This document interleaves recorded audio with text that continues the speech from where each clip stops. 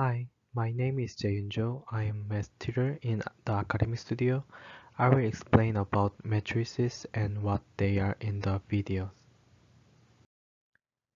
A matrix is a rectangular arrangement of numbers arranged in rows and columns. Addition and subtraction of matrices are not difficult once you understand the concept. You can just add or subtract numbers on the same rows and columns. But you need to remember two matrices should be the same size. Multiplying a matrix with a single number is simple. You can just multiply the number to every number in matrix. When you do multiplication with the matrix and another matrix, you need to check if the number of first matrix's columns and number of second matrix's rows are same. If they are not same, multiplication cannot be calculated. Multiplying a matrix by another matrix might be a little bit difficult in the beginning. There is a rule for this. To work out the answer for the first row and first column, you need to use the first row in first matrix and first column in second matrix.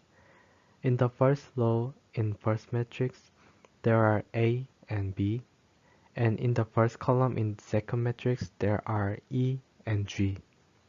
Multiply A and E and multiply B and G, so you will get AE and BG. If you add those two numbers, you will get the first row and first column of answer, AE plus BG.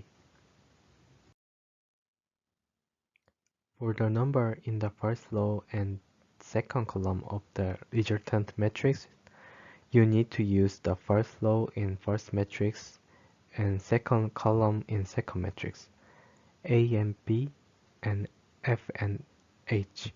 After repeating the same process with the last one, you will get AF plus BH. For the number in the second row and first column of the resultant matrix, you need to use the second row in first matrix and first column in second matrix, C and D and E and G. And then you will get CE plus DG.